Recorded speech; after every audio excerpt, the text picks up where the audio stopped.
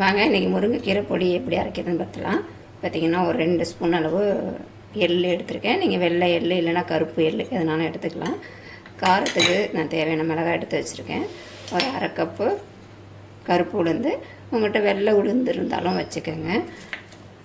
அதேமாரி பார்த்திங்கன்னா 1/2 கப்பு கடலைப்பருப்பு, ஒரு 5 பல் பூண்டு, ஒரு கைப்பிடி அளவு கருவேப்பிலை. இதில் பார்த்திங்கன்னா முருங்கைக்கீரை தான் நல்லா நெழலில் உணர்த்தி நல்லா நெழலில் உணர்த்தி வச்சுக்கோங்க. நல்லா அலசிட்டு இந்த மாதிரி மொறுன்னு இருக்கணும். பார்த்திங்கன்னா இது முருங்கைக்கீரை உடம்புக்கு ரொம்ப நல்லது. இதில் பொடியாக வச்சுனா இட்லி, தோசை, சாதத்தை கூட எண்ணெய் ஊற்றி கொஞ்சம் நெய்யை விட்டு சாப்பிட்லாம். நல்லா டேஸ்ட்டாக இருக்கும். இந்த மாதிரி உருவி நெழலில் காய வச்சு எடுத்து வச்சுக்கோங்க. இப்படி மொறுன்னு இப்போ கையில் அழுத்தினோம்னா நம்மளுக்கு மொறுன்னு கிடைக்கணும்.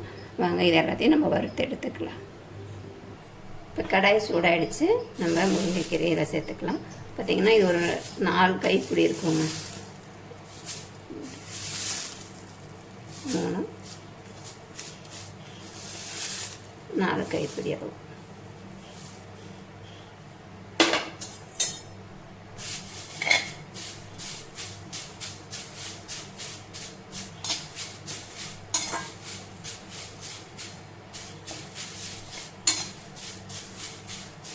அடுப்பை ஸ்லோவில் வச்சுட்டு முருங்கைக்கீரை கருவாத அளவுக்கு நம்ம இதை வறுத்து எடுத்துக்கலாம். முருங்கைக்கீரை பாருங்கள் நல்லா சூடேறி நல்லா மொறுன்னு வந்துருச்சு. இப்போ நம்ம வேறு பாத்திரத்தில் மாற்றிக்கலாம். இதை நல்லா கழுவிட்டு ஒரு துணி வச்சு தொடச்சிட்டு இதை வறுத்து எடுத்துக்கலாங்க.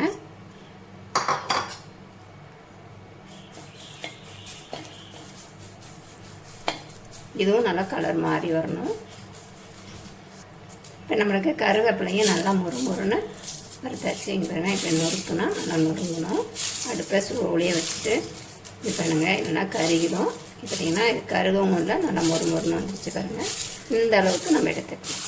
இப்போ பார்த்திங்கன்னா நான் கருப்பு உளுந்து எடுத்துருக்கேன். நீங்கள் வெள்ளை உளுந்து கூட எடுத்துக்கலாம்.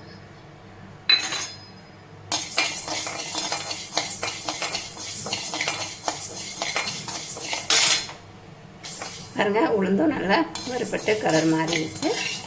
இப்போ நம்ம இந்த ஸ்டேஜில் எடுத்துக்கலாம்.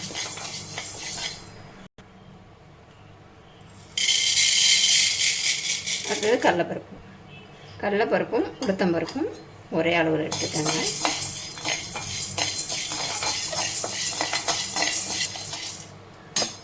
கடலைப்பருப்பும் நல்லா வறுபட்டுருச்சு.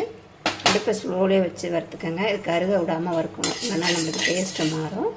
இப்போ எடுத்துக்கலாம்.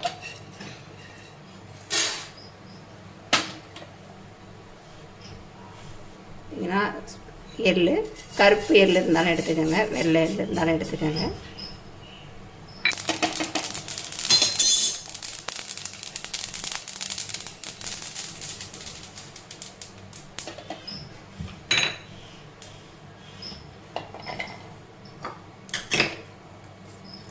பூண்டு, மிளகாய்.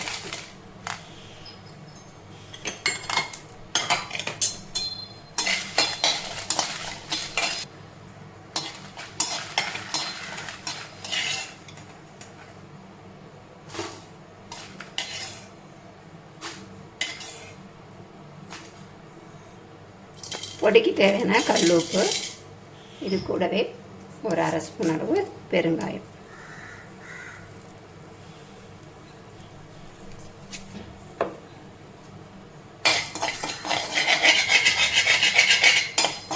ஏன்னா கல் உப்பில் ஈரம் இருக்கும் இல்லையா, அதேமாதிரி வறுத்துட்டோம்னா அந்த ஈரத்தன்மையை எடுத்துக்கும். நம்மளுக்கு பொடி கெட்டு போகாமல் இருக்கும். அதுக்கு தான்.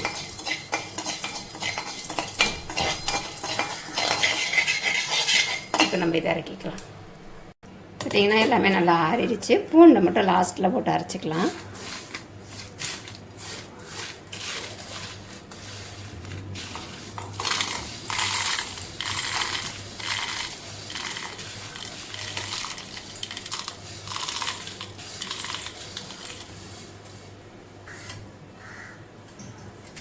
பாருங்கள் நல்லா நைஸாக கொஞ்சம் குறைப்பாக அரைச்சிக்கலாம். ரொம்ப நைஸாக அரைக்காமல் கொஞ்சம் குறைப்பாக அரைச்சிக்கலாம். நல்லா ஆற விட்டுருணுங்க.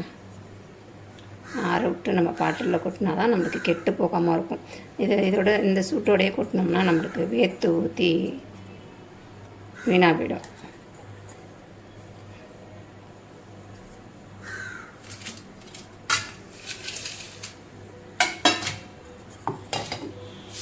உங்களுக்கு பெரிய ஜார் இருந்தால் ஒன்றா போட்டலாம். நான் சின்ன ஜார் எடுத்துட்டேன்னா அதை 2 வாட்டி போடுற மாதிரி இருக்கும்.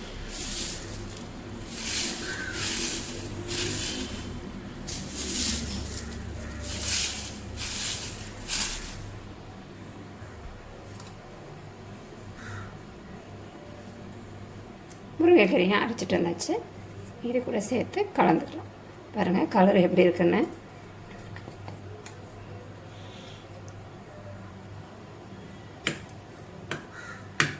இதை இப்போ நம்ம நல்லா கலந்துக்கலாம். இதில் லாஸ்ட்டில் பூண்டையும் சேர்த்து அரைச்சிக்கோங்க.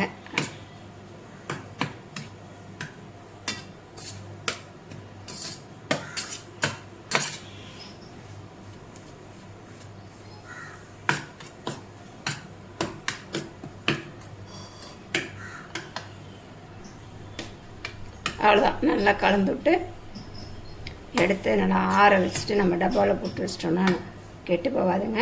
இட்லி, தோசை, சாதம் இது கூட வச்சு ஒரு நல்லெண்ணெய் ஊற்றி சாப்பிடும்போது, நல்லெண்ணெயோ நெய்யோ விட்டு சாப்பிடும்போது அட்டகாசமாக இருக்கும். முருங்கைக்கீரை பொடி ரெடி ஆகிடுச்சு. இரும்பு சத்தும் அதிகமாக இருக்குது. இதேமாரி கீரை கிடச்சிதுன்னா இந்த மாதிரி பொடி பண்ணி வச்சுருங்க, வேஸ்ட் பண்ணாமல். இன்னொரு வீடியோவில் சந்திப்போம். வீடியோ பிடிச்சிருந்தா லைக் பண்ணுங்கள், ஷேர் பண்ணுங்கள், கமெண்ட் பண்ணுங்கள். மறக்காமல் கலை கிச்சன் சேனலை சப்ஸ்கிரைப் பண்ணுங்கள். இன்னொரு வீடியோவில் சந்திப்போம். டாடா, பாய்.